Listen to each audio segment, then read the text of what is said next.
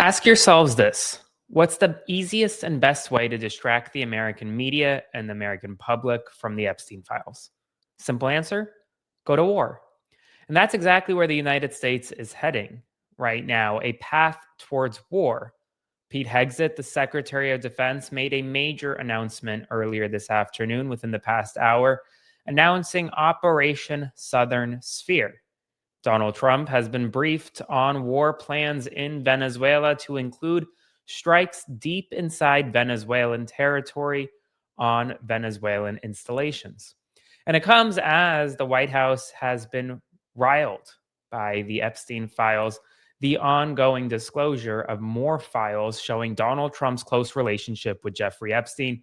And on Capitol Hill tonight, at least one Senate Republican and likely more are breaking from Donald Trump and are set to support an Epstein discharge petition that could see the release of the full files from the Department of Justice. We have a White House moving closer towards war, while we have a Congress and a survivor, multiple survivors, demanding accountability and justice.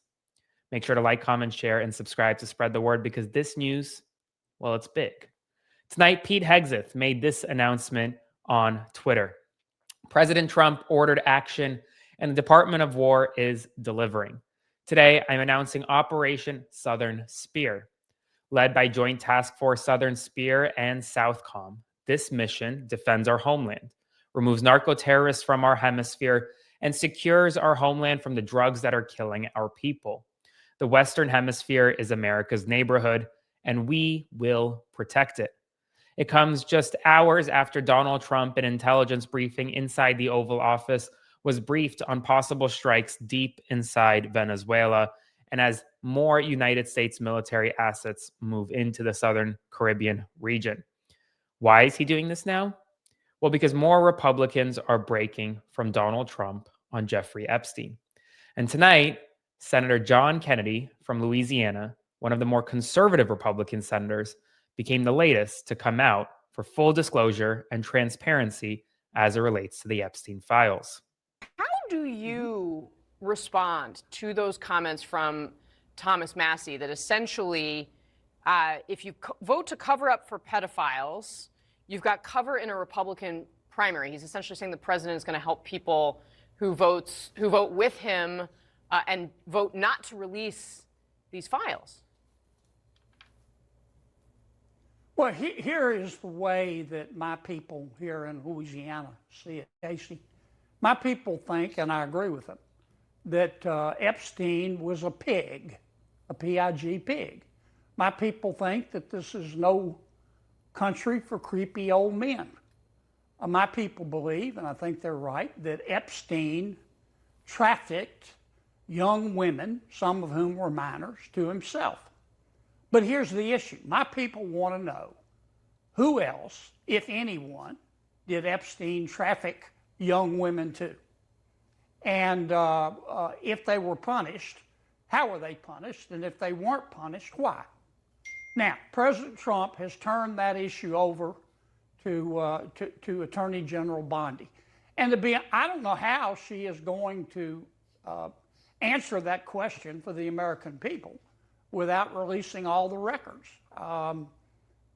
Maybe she can, but I just don't think this issue is going to go away until that issue is addressed and answered to the American people's satisfaction. Yeah. And I may end up with a sombrero on my head for saying that, but that's the way I see it. That sombrero he's referring to is if he's on the other end of a Donald Trump Truth Social post, because Donald Trump lately has been dressing members of Congress up in sombreros, those who he doesn't like, to attack them. And it comes as we're getting more documents from the Epstein estate. This is an email from Jeffrey Epstein to Reed Weingarten from October 24th, 2012. Read it with me. Have one of your cronies asked to see the mortgage to Mar-a-Lago. Cash from electrician's unit. His driver, Matt, was the bagman later made an executive at the public company. And a $30 million loan from the casino to Donald Trump. Backdated. In 2012, Jeffrey Epstein was demanding to see Donald Trump's financial documents. Why? Then, moving forward to 2018. This is an email from Jeffrey Epstein. Yes, thanks. It's wild because I am the one able to take him down. What did Jeffrey Epstein have on Donald Trump?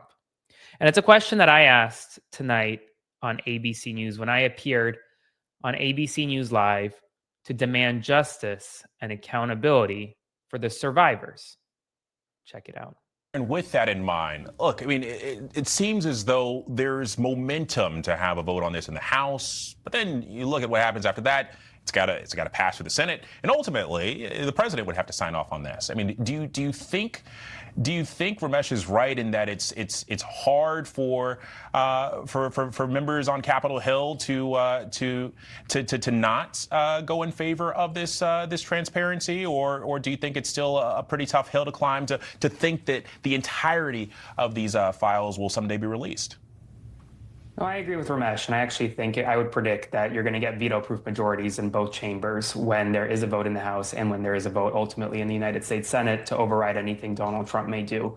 But I will say this, over the past 24 hours, I did two things. First, I read a majority of the 23,000 documents released, and then I put them down and read Virginia Giuffre's memoir. And I think a lot of people forget that the survivors are really the ones that deserve justice, accountability, and transparency here.